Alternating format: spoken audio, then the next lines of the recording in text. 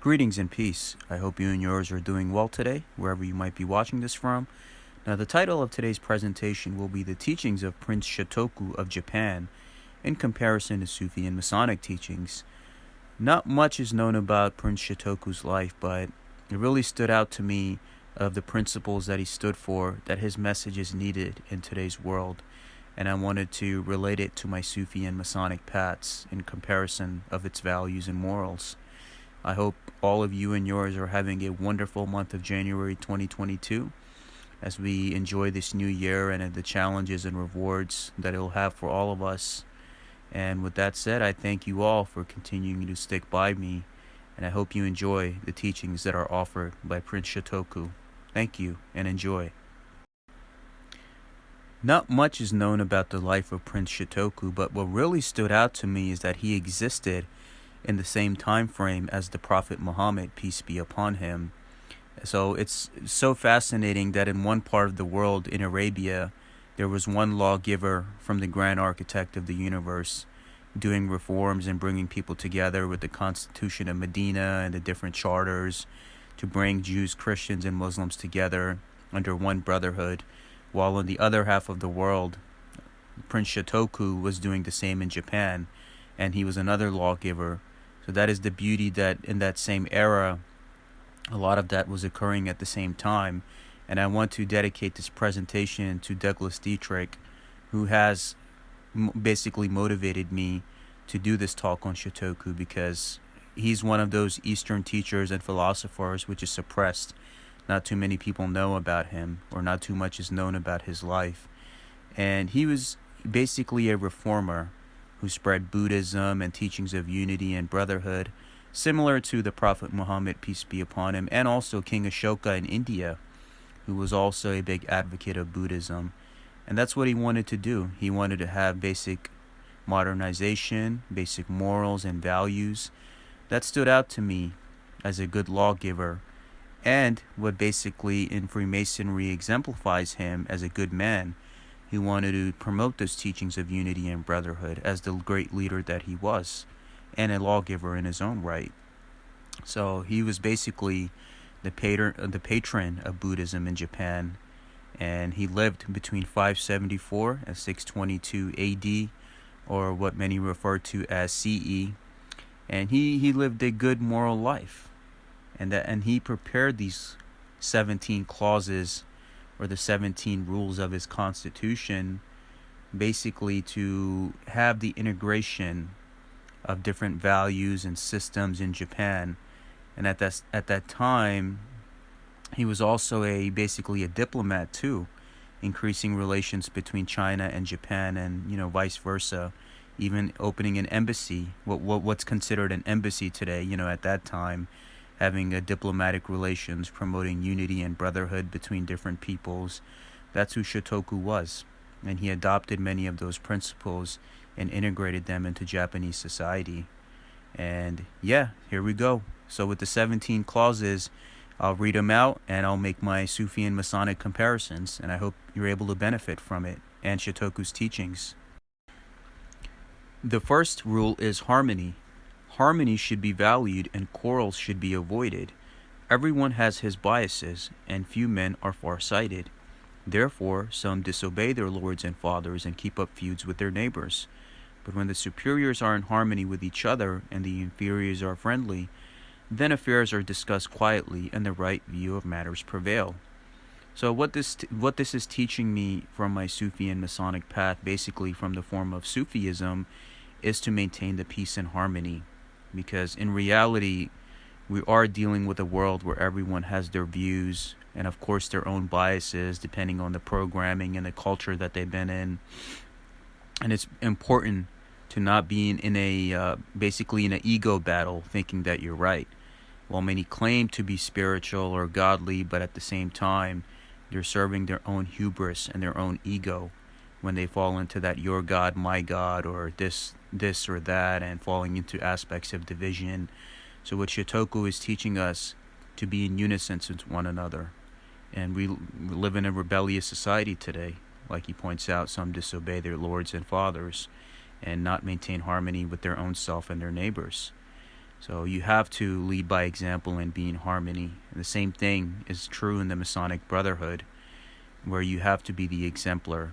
You can't be online arguing with each other and falling into these traps of divisions, because when the average person will look at you, they're going to be like, there's no difference between the average person and them. They're falling to the same category by arguing with each other, by breaking each other off and falling in divisions and hatred and chaos. You're supposed to be better than that.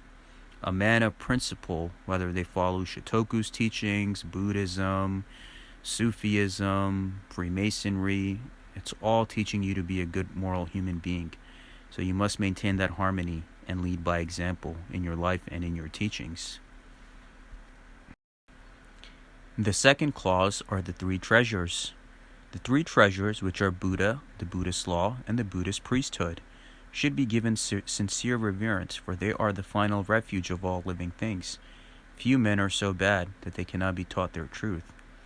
Now, the aspect of analyzing this from a Sufi and Masonic viewpoint is that in this life, especially, in whatever path that you're on, even in Freemasonry, you are taught the aspect of putting your faith in the grand architect of the universe, which is the divinity in whichever way you perceive it. The sacred law, which is the volume of sacred law, can be any one of your holy books, since they're all it's all part of that one true divinity expressed in different ways. And the Buddhist priesthood. So you have the aspect of the volume of sacred law, the aspect of the supreme being, which many could have the aspect of seeing it as Buddha or anything else, and the priesthood, which one becomes the master of a lodge. And it's not about serving two masters at once. It's one who becomes worshipful. That means one who's full of worship because he's close to God. He's full of worship, so that's an equivalent to the Buddhist priesthood. He follows the law, which is his volume of sacred law, and he follows the supreme being in which he associates himself with. And those are the three treasures. And what he says at the end about the few men are so bad that they cannot be taught their truth is, you live in a world where you won't be able to convince everybody or teach everybody the truth. Everyone has their own destiny, and good and bad also exists in all races, religions, and groups in the world. And that's how it is. So in the Sufi path, this would tell us in the Holy Quran, where Allah says basically that there will be those that will always remain deaf, dumb, and blind. No matter how much you try to educate them, show them the right path, put all the books and proof and sources in front of them, there are some people that are just not meant to get it. And that is it, which is supported by another verse in the Holy Quran, where it says Allah is the one who brings the profane from darkness to light. So he's the one. It's the creator. Basically, you're thinking that you're picking a path, but ultimately it's the creator that's leading you to the path that you're meant to walk, and the path chooses you if it's meant for you. And that's how it works. Those are the three treasures. The treasures of the heart, and seeing the light in all things, and holding them in reverence because they are your guide. The third clause is obedience and balance. Do not fail to obey the commands of your sovereign. He is like heaven, which is above the earth, and the vassal is like the earth, which bears up heaven. When heaven and earth are properly in place, the four seasons follow their course, and all is well in nature. But if earth attempts to take the place of heaven, heaven would simply fall in ruin. That is why the vassal listens when the Lord speaks, and the inferior obeys when the superior acts. Consequently, when you receive the commands of your sovereign, do not fail to carry them out, or ruin will be the natural result. So he's basically teaching us the aspect of discipline, where in Sufism they call this tarbiyah, to basically discipline yourself. And right now we're living in a world where it's two different types of people, one who are disciplined and the others who are not. The others who are being rebellious devils, and ones who are trying to maintain the harmony of society, knowing that not everything is going to be pleasurable, not every day is going to be a good day. It is that duality of good and bad existing, because it all comes from the Creator, and so too it is reflected in His creation and their daily acts of life as well, as it's all part of that same circle. And in the aspect of Freemasonry, it's also teaching you the aspects of obedience to the will of God, which are the lessons of Freemasonry in all of its teachings. If you're not obedient and are not following the will of the Creator, the grand architect of the universe, then you fall in line out of that balance. That is the fallen state of mankind, and why our world is suffering the way that it is, because we refuse to be in harmony. Just like what he points out, that heaven and earth serve their own purpose, right? So man is between heaven and earth. That is basically it. That is the totality of our truth. And if, let's say, heaven forgets its role and earth forgets its role, then there's going to be chaos, because there's an assigned role for everybody. So when you're in a position where certain discipline or duty or performance is expected from you, you have to honor that. It's about keeping your word and being obedient and keeping yourself in balance. Otherwise, it's nothing but chaos. The primordial chaos which existed in the heavens and the earth and the universes before anything was created. That is what it all leads to. And that is why our world is suffering the way that it is. Because everyone wants to feel right. Everyone has their own biases. No one wants to communicate with one another. Nobody wants to build common ground. And that is why the world is as it is, including many of those in the religious and spiritual communities who are wearing their masks to basically serve their own hubris and ego rather than the God that they claim to serve. And that is what he's teaching us here. Know your boundaries, know your limits, know your role. And once you know your role, you won't put yourself up above a certain pay grade, which is not for you. So know your role and be happy in knowing that. The fourth clause is the exemplars. The ministers and officials of the state should make proper behavior their first principle. For if the superiors do not behave properly, the inferiors are disorderly. If inferiors behave improperly, offenses will naturally result. Therefore, when lord and vassal behave with propriety, the distinction of rank are not confused. When the people behave properly, the government will be in good order. So, from the Sufi and Masonic aspect, this would be basically being on the level. Respect each other, be the good exemplars, show good behavior in person, to your communities, to your neighbors, your jobs, your family, on social media. Don't claim to be enlightened or have a certain title next to your name, but then you're behaving in a despicable manner, which does not reflect that.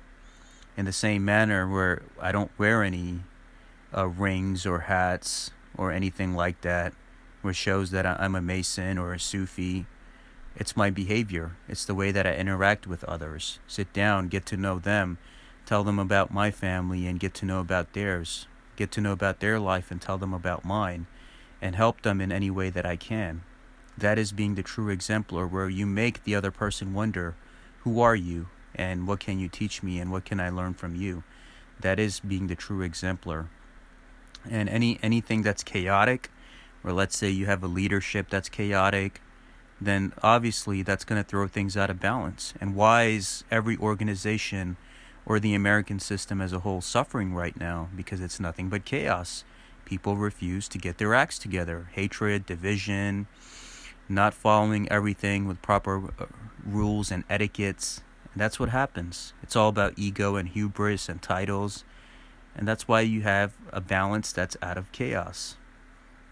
That's exactly the truth. And what he's showing is, for every system to work in this life, there has to be a proper balance of all things.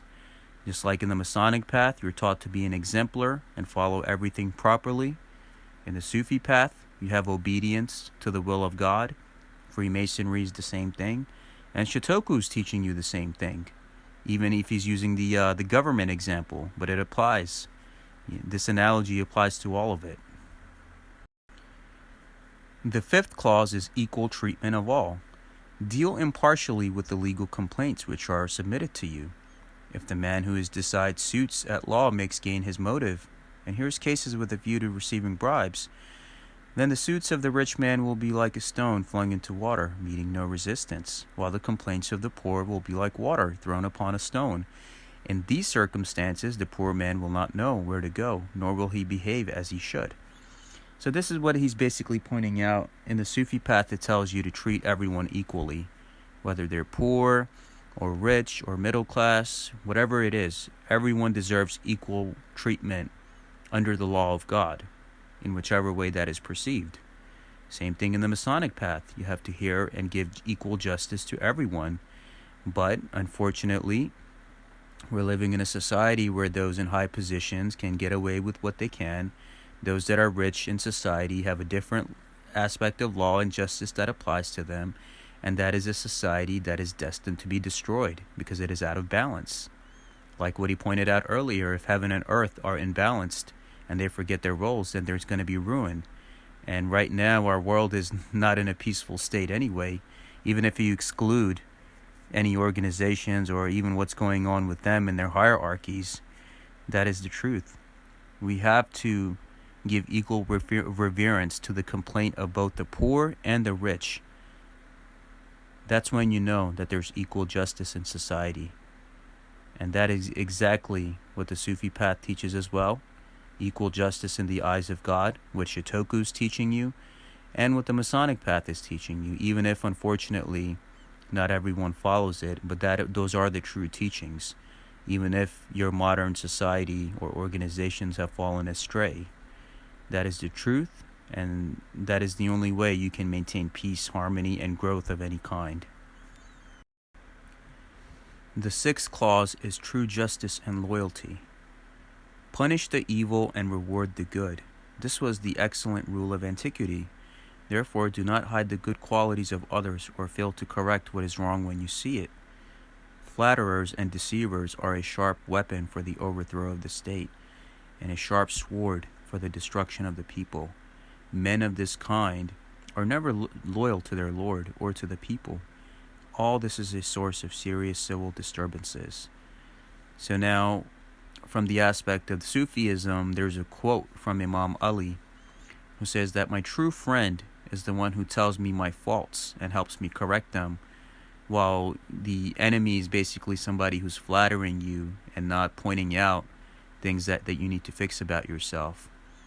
And that is exactly what the truth is, that when you have somebody that's true to you and helps you overcome situations in your life, helps you become a better man, that is true justice and loyalty. And you punish the evil and you reward the good. And basically to exemplify good qualities. And if you have somebody that you love, don't hesitate to point out anything to help them correct their character. So that's the Sufi point of view, and even what Shotoku is teaching you. In Freemasonry, it's the same thing. Brothers are loyal to each other, true justice and loyalty. Reward good when you see it. When you see anything bad, give good counsel to the brother. And that shows the world how Freemasons love one another. Sufis do that, and that shows the world how Sufis love one another. Shotoku's teaching that, and what is it all pointing to?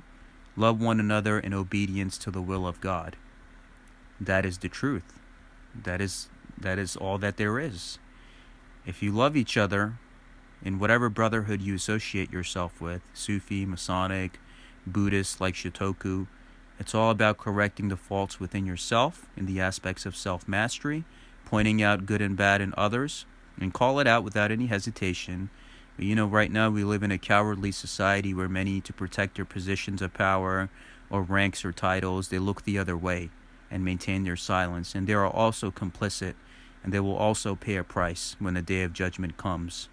Because no one gets away with anything. They can enjoy their titles and prestige and pearls and pros and pearls, but at the end, if you do not stand for the right thing for yourself and your brothers and the world around you, then the time comes where you do have to pay that price. And that is what Shotoku is saying, is that when there's disobedience of any kind, that's when the civil chaos comes, and we are living in that right now. So we need to take heed to these teachings. The seventh clause is true leadership. Every man has his own work. Do not let the spheres of duty be confused. When wise men are entrusted with office, the sound of praise arises. If corrupt men hold office, disasters and tumult multiply. In all things, whether great or small, find the right men and they will be well managed. Therefore, the wise sovereigns of antiquity sought the man to fill the office, and not the office to suit the man. If this is done, the state will be lasting, and the realm will be free from danger. So basically, what he's pointing out is the main problem that we see in today's society, where it's not about your merit, it's not about your qualities, it's not about what you know, but who you know. And that is a society that's destined to be destroyed, where just because you know the right people, you get put in positions which you are not qualified for. And that basically throws everything out of balance, because remember, anything that is off balance in any way, in whatever society or organization you're dealing with, then that is chaos. That's when heaven and earth go in conflict with each other, and you are contributing to that primordial chaos. And that's what he's saying is, every man has their own talents, their own works. Right now we see so many qualified individuals who can lead and reform organizations and countries, but they're not given any reverence. They're not given any credit, because they're not part of the clique. They're not buddy with the higher ups. And that is unfortunate. And a lot of these individuals are very talented. They have a lot to contribute. So from the Sufi point of view, this would tell you that Allah or God has assigned a specific role for everybody. Everyone has a gift or talent or ability that they were sent here to contribute to mankind's evolution and to their own self-mastery. And let them honor that duty which they are here to do. Everyone has a talent or an ability that they can use to help their own self-mastery and help each other, right? And in the Masonic path, it's telling you the same thing. Uphold justice, and those that are duly elected, give them the honor that they deserve. The ones that have put in the proper work, and give them the aspect of true justice and true reverence, and be there to support their cause. And in return, they will be there to support you. And that is the proper balance between heaven and earth. And that is what Shotoku is teaching us. The 8th clause is being punctual. Ministers and officials should attend the court early in the morning and retire late, for the whole day is hardly enough for the accomplishments of state business. If one is late in attending court, emergencies cannot be met. If officials retire early, the work cannot be completed. So from the Sufi point of view, it tells you that whatever duties are assigned to you, be a man of your word and honor wherever you have promised to be, and honor that. Otherwise, again, you have the conflict between heaven and earth, and then that's when God is not happy with you. When you're dealing with the Masonic path or any other path which requires you to be punctual, when you promise to help your lodge, or let's say you're given a position to help entrust something, or to help some kind of a position, whether it's in the lodge or any other duty you've been assigned, if you fail to honor that, that is you basically not honoring your word as a good man. So a good man honors his word, being punctual. If you say you're going to do something, do it. If you cannot do it, you say it beforehand. But you don't say that I'm going to do it, and then you're in a position where you can't do it, and then you leave your brothers hanging. That is, again, that's the chaos and conflict between heaven and earth that Shotoku points out. So don't do that. Be punctual. Be a good person. Sufi path tells you, be a man of your word, because that's what Allah likes. And the Masonic path tells you the same. Honor your word. If you can do it, do it. If not, then there is that aspect of honing yourself before you take on something which you are not able to.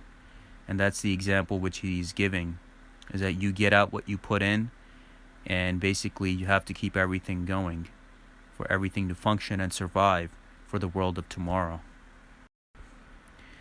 The 9th clause is good faith. And good faith is the foundation of right. In everything, let there be good faith. For if the Lord and the vassal keep faith with one another, what cannot be accomplished? If the Lord and the vassal do not keep faith with each other, everything will end in failure. Now, from the Sufi perspective, this reminds me of the quote from Baba Muhyiddin, who says that doubt and suspicion is a cancer for which there is no cure. So if you're on a path of God and honoring yourself, self-mastery, your brethren, and everything and anything around you. If you have any minuscule of doubt that enters your heart, then that basically breaks the entire foundation of the temple. And that's what a Sufi Sheikh told me one time. If you're doubt, you're out. It's as simple as that. And what does it tell you in the Masonic path? Do not fear anything and trust God. Trust God always. Of course, not every day is going to be sunshines and rainbows, but if you promise to keep that good faith between yourself and the path that you have chosen, you will be in balance with heaven and earth and the grand architect of the universe. So if that is together what Shotoku is teaching you, what can you not accomplish? The sky is the limit for you. But if there's a breakage of any kind, then it's going to end in a disaster, because of course then there's that conflict between you, heaven and earth, and the Creator, and you're falling out of line, and that's when things will fall out of balance. But if you keep your convictions and your faith firm, then the sky is the limit for you. So keep good faith and have true intentions about what you want to do, because if your intentions and faith are not in the right place, then you will be out of balance. But if they are, then just like what Shotoku is teaching you, what the Sufi and Masonic paths are teaching you, is it's going to be nothing but goodness that comes your way, because it's your intent and the work that you're putting in which will reciprocate back to you times 10. The 10th clause is control your passions. Stay cool. Let us control ourselves and do not be resentful when others disagree with us. For all men have hearts, and each heart has its own leanings. The right of others is our wrong, and our right is their wrong. We are not unquestionably sages, nor are they unquestionably fools. Both of us are simply ordinary men. How can anyone lay down a rule by which to distinguish right from wrong? For we are all wise sometimes and foolish at others.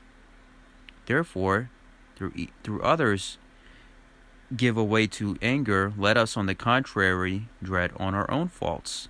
And though we may think we alone are in the right, let us follow the majority and act like them.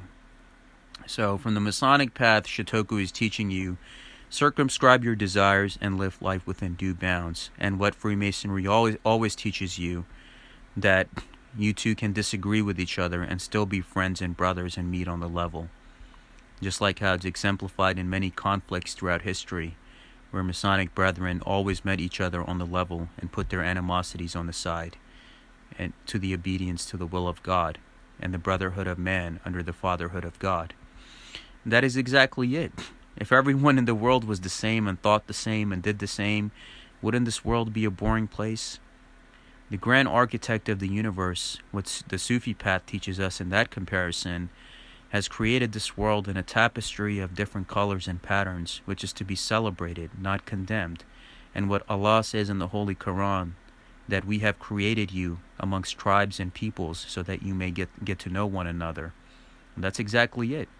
We're all a reflection of that perfect divine treasure, understanding itself through itself. And that is the ultimate truth. Control your passions. Always think before you say anything out of your mouth.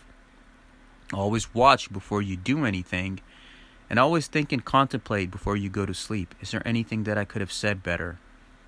Is there anything that I could have did better? Is there anything that I could have known better? You hold that responsibility to yourself. And what Shotoku is telling you here, I couldn't have said it any better myself. But I hope you understand the aspects of why these teachings are needed in today's world. The 11th clause is proper discernment, recognition. Know the difference between merit and demerit, and deal out to reach its reward and punishment.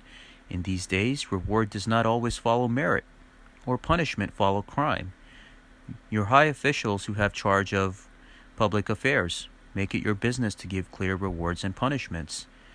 So basically, Shotoku is pointing out, from the 6th century up until this point, this holds true to today more than ever, where society is out of balance, where those that are actually have put in the work are not being given the due merit because they don't know the right people or they're not buddy-buddy with the higher-ups. And those that don't deserve it are getting it. You have those, I hear so many stories where somebody had lied against somebody and they served all these years in prison for no reason. And that is unfortunate. While those that do commit the crimes just because they're linked with the right people or they have the proper resources behind them, they don't serve any time. So Shotoku is teaching you that that is a society that is in conflict with the Creator and with heaven and earth, which ultimately it's going to be destined for destruction. And we see that taking place. What happiness do we have in society with all of our advanced technology and all that stuff? We're more at ruins more than ever. Relations are not working. People are not committing to each other. There's a lack of trust, high crime. People are worried about how they're going to make a living because the system is not in balance and the people are not being given the proper credit that they deserve. So that is a society that needs to be addressed. And that's exactly what the Sufi path teaches you. Sufism is telling you the same thing. Make sure that those that deserve something, they deserve it. Those that need to be held accountable for something, make it your right to do so. Right? We see that in the civil world as well, where you have the right to basically be deputized and carry out the duties of your neighborhood. In the Masonic path, you are taught to be protectors of the weak. Defend the widows and orphans. Defend the poor. Defend those who cannot defend themselves. Give right and proper recognition to those that deserve it. And call out the oppressors when you need to call them out. As we see revolutions throughout history, where it was Masonic brethren who were at the forefront of each struggle that made the world what it is today. So think about all of these things that he's teaching you. It's very important. And use your discernment to do the right thing when you're presented in any kind of situation or scenario that requires your action. The 12th clause is the proper rule for all. God is the only master. Do not let the local nobility levy taxes on the people. There cannot be two lords in a country. The people cannot have two masters. The sovereign is the sole master of the people of the whole realm, and the officials that he appoints are all his subjects. How can they presume to levy taxes on the people? So what Shotoku is teaching you is that God, the grand architect of the universe, is the supreme ruler. Anything else which tries to take its place on this earthly realm is in conflict with the grand architect, heaven and earth, and everything will start falling apart. And we live in a society where people put so much taxpayer money into the system and none of their concerns are being addressed in terms of school districts and seeing the proper social programs and making sure their money is going to the proper places and they have no say in the decisions of their government. That is not a situation which is for the people and by the people. And the Sufi path calls these rebellious devils who are not in touch with society, especially the difference of socioeconomic statuses and how different communities get treated differently depending on their race, religion, and the demographics and income, etc. That is true. That is absolutely true, and that is something that is not in alignment with God's law. The Masonic teachings also tell you the same thing. Put your ultimate faith in God and know that all of you are brothers, and basically how there is harmony between brethren who are at peace with one another and making sure the rule of law, justice, and everything is being properly represented. So that is what is Shotoku teaching you, is that anywhere where you see injustice, be at the forefront. Just like in the Sufi path, it tells you to put your faith in Allah and don't care who likes you or who doesn't. You always stand up for the right thing. And in the Masonic path, you look at throughout the history, revolutionaries, kingmakers, being at the forefront of each battle and struggle. That is what true Freemasonry is. Fighting for the will of God, fighting for the future of mankind, fighting for each other, being in unison with one another. And that is what Shotoku is teaching us. The 13th clause is honor your duties. All people entrusted with office should attend equally to their duties. Their work may sometimes be interrupted due to illness or they're being sent on missions. But whenever they are able to attend to business, they should do as if they knew what it was about and not obstruct public affairs on the ground that they are not personally familiar with them. So basically, in the Sufi path, Shotoku is teaching you to honor the role that God has given you, So whether you've been given the role of a disciple or a sheikh or a teacher or a student, know your role and do not overstep your boundaries, because that is being in rebellion against heaven, earth, and Almighty God. And the Masonic path is the same.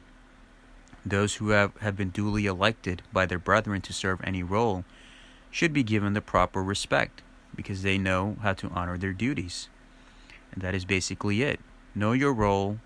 Those that have been chosen for anything, respect them, and the respect is returned, and everything is in balance. Heaven, earth, the grand architect of the universe, and everything. And don't overstep your boundaries and put yourself in a position where you're dealing with a situation which you have no knowledge about. That's when you fall into dangerous territory. So you have to know, you know what? I don't claim to have all the answers. Let me just fulfill the role which I have knowledge about, know that I'm dealing with and how to deal with it. And that is ultimately when things are in balance. And right now we're in a society where everyone claims to know everything, and they don't want to hear nothing you have to say, right? So that is not how things work. We have to honor the duties to each other and to ourselves. And Shotoku is teaching that, and both the Sufi and the Masonic paths are teaching you that. The 14th clause is remove envy. Do not be envious, for if we envy others, then they in turn will envy us. The evils of envy know no limit. If others surpass us in intelligence, we are not pleased. If they are more able, we are envious. But if we do not find wise men and sages, how shall the real be governed? And that is exactly the truth. When one gets some kind of an accomplishment in one's life, feel good for that other person. Be happy for them. Cheer them on. Do not have contempt or envy in your heart, because that is what is going to be reciprocated back to you. Because remember, what you put out is what you are going to get back. And that's what the Sufi path teaches us, is that if your heart is dirty and your heart is not in the right place for self and others, then Allah, the Creator, will reciprocate that karma back to you until you get your act together, because it's all about purification of the self. We're all a part of the Creator's creation, right? So we all have that aspect of the divinity within us, expressed in the forms that we are. So how can you hate anybody knowing that, when we all come from the same source? So when you remove hatred and envy from your hearts and be happy for your brothers when they accomplish something, then that same love and respect will be given back to you. That is the ultimate truth. In the Masonic world, that is the same truth. Be happy when a brother is making a podcast or has written a book or has accomplished something. When they have truly deserved it and accomplished it, be happy for them. Do not be envious. Because forever there is envy and contempt, that is something that's destined to be destroyed. And that's with any path you can look at. So how can we operate as a society if we do not find those that are there to guide us and teach us? And we're always in hatred and envy of each other, materialistic. Oh, he has this, I want it too. He has this, I want it too. It doesn't work like that. It does not work like that. So think about what Shotoku is trying to teach you here. Please, we need this today in today's world. The 15th clause is be transparent in your intentions. To subordinate private interests to the public good, that is the path of a vassal. Now, if a man is influenced by pride of motives, he will be resentful. And if he is influenced by resentment, he will fail to act harmoniously with others. If he fails to act harmoniously with others, the public interest will suffer. Resentment interferes with order and is subversive to law. So basically, be true about who you are, and that's what what the Sufi path is teaching you. Be upfront. Don't be a two-faced person, because God hates that. The grand architect of the universe with this all-seeing eye, in Arabic is known as Al-Basir, one of the 99 names of Allah in the Sufi tradition. He sees right through you. So you're not hiding anything from anybody.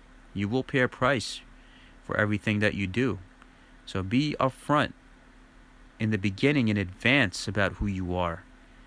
And that is when you will do good for yourself and others who have placed their trust upon you, and you have placed your trust upon them. When there is true trust and not any personal agendas, where then if you fail at what you're doing, you take that out on others. No, that was you the whole time. If you had stated your intention up front, then nothing happens. Everything works out the way that it's supposed to. And even in the Masonic path, it's telling you to always be mindful and govern yourself accordingly, right? Because you're always under the watchful eye of the grand architect of the universe. Same analogy that I gave for Sufism. Act harmoniously, be upfront about your intentions and about your heart and about your character and being true to yourself and others. And when your character is ethical, then everything in your life is in harmony. 16th clause is the importance of labor. Employ the people in forced labor at seasonable times. This is an ancient and excellent rule. Employ them in the winter months when they are at leisure, but not from spring to autumn, when they are busy with agriculture or with the mulberry trees, the leaves of which are fed to silkworms. For if they do not attend to agriculture, what will be there to eat? If they do not attend to the mulberry trees, what will be there for clothing? Now, you have to analyze this from a modern point of view, what Shotoku is trying to teach you, like what his intent is in this saying. So he's basically saying is that for the world to function, everybody has to put the necessary work in. How can a mother and father raise their children if they refuse to get up and do anything for them? The children are not going to grow up on their own or go to school on their own or be bathed and clothed on their own. You got to do the necessary labor. You got to do everything that is there to have your life in order so you are not in conflict with heaven, earth, and Almighty God. Same thing in Sufism. If you just take the initiation and you don't do anything, nothing's going to happen. In the Masonic world, it's the same. You just, once you're in, if you don't learn anything and you don't make any effort, then you can't blame anybody. It's you. You have to take the initiative. And that is the aspect of the labor. If the farmers didn't grow our foods, how would many in this world eat? Right? Not everybody's a farmer, but they're honored. The farmers who are farmers, they're basically respecting the role that God has placed upon them. Everyone has their proper role in society. If they refused, then everything would fall apart. People would starve. And that's what it basically Shotoku is teaching you. Be ethical. And right now we're dealing with a generation that doesn't want to put in any work. They don't want to deal with anybody. They don't want to have any relationships. They don't want to commit to each other. They don't want to make the effort of being mothers and fathers. They just want to be promiscuous. That is a society destined for destruction when things are out of balance with heaven, earth, and Almighty God, the grand architect of the universe. So know your role. Know that in your life, nothing is going to be handed to you. You got to work for it. Sufi path is telling you the same thing. The Masonic path is teaching you the same, where you're given these teachings and you get out what you put in. That is true for anything. And that is what his analogy is in the aspect of the importance of labor. The 17th and final clause is hear everyone's voice. Be of good counsel. Decisions on important matters should not be made by one person alone. They should be discussed with many people. Small matters are of less consequence, and it is unnecessary to consult a number of people. Small matters are of less consequence, and it is unnecessary to consult a number of people. Again, it is only in the case of important affairs, when there is a suspicion that they may miscarry, that one should consult with others so as to arrive at the right conclusion.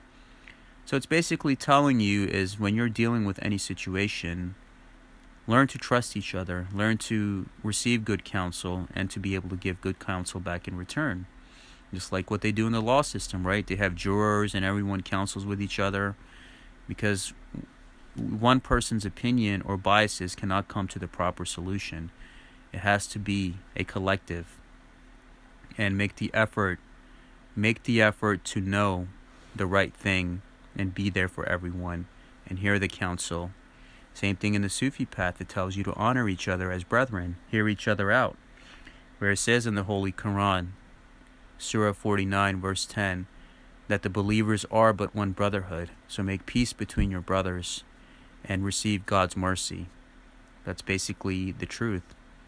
The aspects of the believers, those that are in harmony with heaven, earth, and the realm of the grand architect of the universe. That is what the Masonic path is teaching you. Learn to give good counsel to each other on this aspect of self-mastery. If you see a flaw within yourself, don't be mad or don't be in a position of ego when another brother corrects you. Nothing wrong with that. That's where the growth comes. Do not hesitate to do the same to other. We're all walking each other home, right? And we owe this love and light to one another. And that is the truth. That is the ultimate truth. Thank you for watching. I hope you were able to enjoy Prince Shotoku's teachings and basically to realize that we need these teachings in today's times. And I hope you were able to walk away with something. Again, I love you all dearly and for always sticking by with me. If any questions or comments, please email me at salmansheikh911. I represent myself only as a free man under free speech, and I do not represent any Grand Lodge statements or opinions or any Sufi or Masonic authority. This is all me.